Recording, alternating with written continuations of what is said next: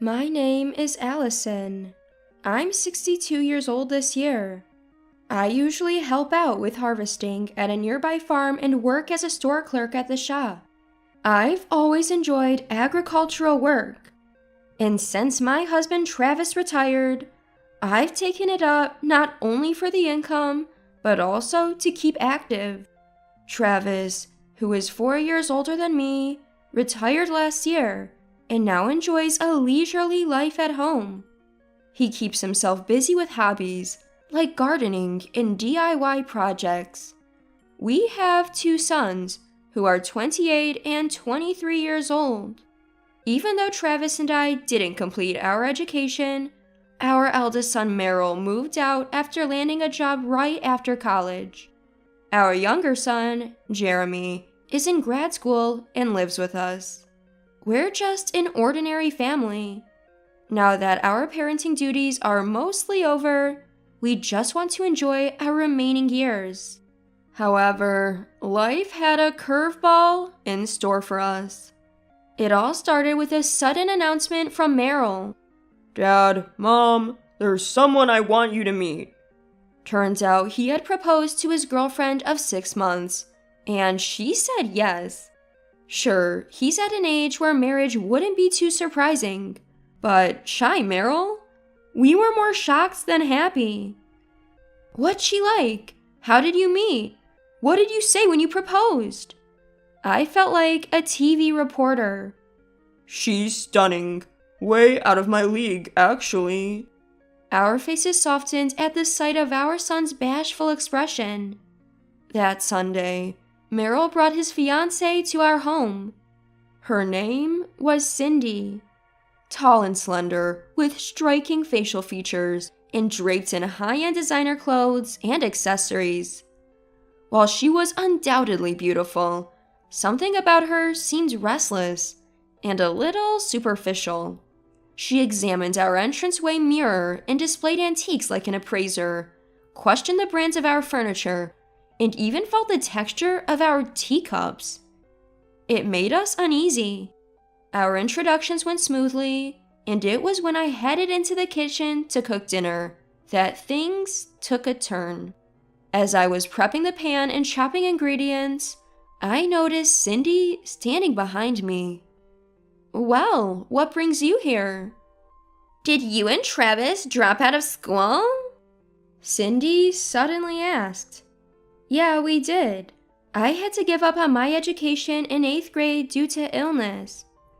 Travis always dreamed of being a carpenter, so he quit school as soon as he got into 9th grade to pursue that." Cindy shot me a look that could only be described as ice cold, like some high society type looking down on the common folk. Then Cindy shifted her line of questioning to my kitchenware. "You're using such a generic pan?" "Excuse me?" I thought she was going to offer to help, but her words were wildly off from what I'd expected. Keeping my cool, I said, yeah, it's handmade by an artisan. Simple but very functional." Cindy then picked up the pan and examined it closely. "I've never seen such a cheap-looking pan. In our home, we only use $800 pans and $400 knives. We never use such things." "Oh, is that so? Your family must be well off then." She might be good-looking, but her complete lack of common sense and constant need to one-up everyone really explains why guys don't stick around. Cindy then started gushing about how wealthy her family is. From prestigious private schools, from elementary to college. They have 3 cars, live in a high-rise in Boston, and even own a vacation home in Aspen. Her dad's a big shot in a trading company, and her mom's been a homemaker since they got married. Never known financial hardship. She rattled all this off as if I should be impressed. If she were the mom of one of my kids' friends, I would have shut her out immediately. But Cindy's one-upping didn't stop there. "Is this a gas stove? These days, it's all about all electric and induction. I dislike gas. It's so environmentally unfriendly. Ugh, And your dishwasher looks ancient. Are you even cleaning the dishes properly? Don't you think you should get better dishware for guests? The teacup you served earlier was cheap, wasn't it? Maybe you can't appreciate good things because you dropped down? Hold on, who does she think she is? Cindy complained about everything from our educational background to our household items, then finally declared, "It seems like we're not compatible. I'm going home." And she really did just leave. Meryl followed her out. I was worried this might lead to a breakup, so I called Meryl a few days later. He said, "Mom, don't worry. Everything's fine." I couldn't help but ask, if you end up living together, are you going to use high-end pans and knives? Nah, I doubt we'd cook much, but she's pretty particular about cosmetics. I wonder how much she spends. I recall her makeup did seem on the heavier side. Still, can a marriage work when their views on money are so different? Our family lives a very average life. Will it even balance out? I'm concerned. You know you'll be sharing finances when you're married. Are you okay being so vague? It's fine, Mom. I'm just happy that I can marry Cindy. It seems like Meryl is head over heels in love. No wonder. Meryl is a shy guy, very different from his outgoing brother Jeremy. He's never been the type to have a girlfriend. So when Cindy first came to our house, I couldn't help but wonder, why is such a beautiful girl with our son? Of course, Meryl is genuinely a kind and gentle soul. Maybe it's a parent's greed, but I think he's the perfect guy for marriage. She must have fallen for the person Meryl really is. That's what I think, but I can't shake a tinge of worry. I almost blurt out, maybe you should rethink the marriage. But it's not my place as a parent to interfere that much. If they're happy, then supporting their marriage is my role as a parent. And so, Meryl and Cindy got married as planned. Thanks to Cindy's family connections, they had a grand wedding at a great venue and honeymooned in Europe for 2 weeks. They paid for everything themselves. So it's not about money after all. That was a relief for me. Then something happened. Josie, the 83-year-old mother of my husband Travis, fell at home and broke her femur. Though she recovered, she couldn't walk well anymore and needed nursing care. Josie had been living alone since my father-in-law passed away 10 years ago. Quietly, Josie said to me, "I'm mentally sharp. I'd like to stay at home if possible." But she's elderly and her mobility is limited. Living alone is not an option. So I suggested, why don't you come and live with us? Fortunately, my relationship with Josie is good, and we have enough living space. Jeremy, who would also be living with us, was all for it. If Grandma wants it, let's do it. I'll help with the nursing care too. I remember Jeremy always loved Josie. My parents passed away when I was young, so the only grandparents my kids could call their own were Travis's parents. Josie especially took great care of my grandchildren, so my sons still adore her. Thank you, Josie will be thrilled. And so, we welcomed Josie into our home, and my life of providing nursing care began.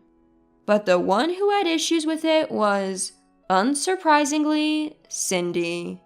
What? In-home nursing care? Can't you afford a nursing home? The first thing out of Cindy's mouth upon hearing about the nursing care was that. It's not about that. There's a wait list for facilities. Plus, Josie is mentally sharp and wants to stay at home, so we decided to take her in. But Cindy's puzzled look didn't change. If you pay, there are plenty of facilities available, right? In-home nursing care is what poor people do, isn't it?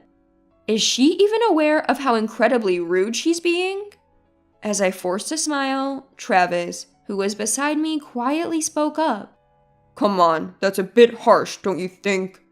Allison decided to take on the role of caring for my mom. She should be commended, not criticized. At Travis's words, Cindy looked puzzled, as if unsure why she was being cautioned. No, I have no intention of caring for you or your family. What's the point of looking after people who can't offer anything in return? Cindy's tone and expression were nothing short of hostile. Travis had meant to talk about your own parents, but it seems he'd been misunderstood. We were all taken aback by Cindy's forthright refusal to live together. We'll be fine. We have our plans. Hearing this, Cindy smirked faintly, looking almost snake-like. There were more instances where she seemed to look down on us. A relative whispered to me, "She's beautiful, but such a nasty character. You'll have a tough time with her as your daughter-in-law." All I could do was offer a wry smile. To be honest, I don't like Cindy, but she is Meryl's wife. We couldn't possibly ruin the happiness that our shy son Meryl had finally found. Travis felt the same. We'll have to take measures to ensure we don't end up caring for them. Cindy's loud declaration was met with cold stares from everyone in the family. We never intended to rely on Meryl and Jeremy for our nursing care. Sure, we might need help as we age, but hearing her bluntly say, "I have no intention of taking care of you," really ruins the mood. I want nothing to do with Cindy anymore. From then on, we kept our distance from Meryl and his wife. Then, Josie passed away. She went quietly in her sleep. The suddenness left me with no time to grieve, as I had to quickly organize the viewing and funeral. Of course, Meryl and his wife came to offer their condolences. Cindy showed up in a frilly black dress, heavy makeup like a supermodel, and a pink ribbon in her hair. Her outfit was obviously inappropriate, but I didn't have the energy to point it out. The moment came when I thanked her for attending, right after the viewing, and as we transitioned to the meal. It's good that you only had to provide nursing care for 2 months before she passed, huh?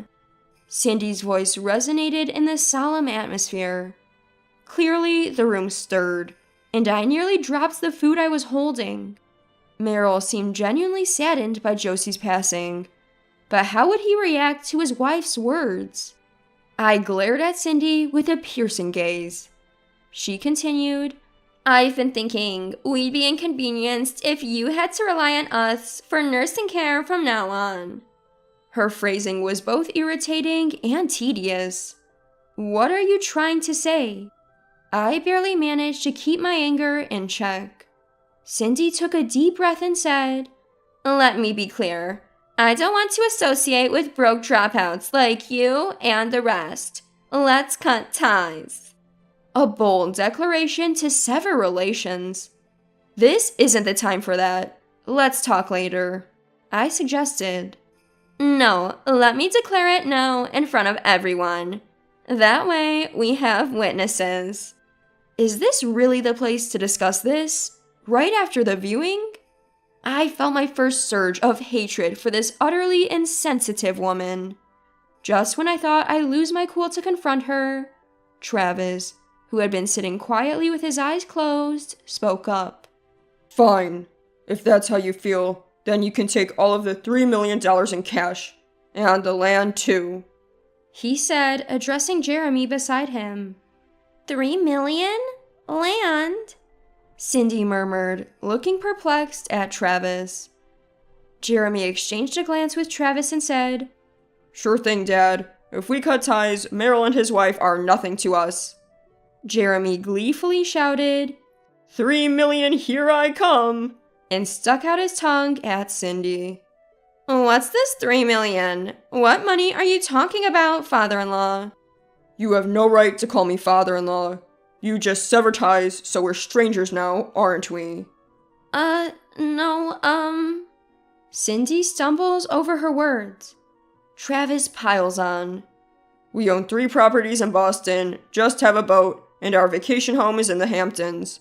So yeah, as you said, we're dirt poor. Jeremy adds, Exactly. We can only travel abroad a few times a year, and our pans and knives are custom made, so they don't even have a price tag.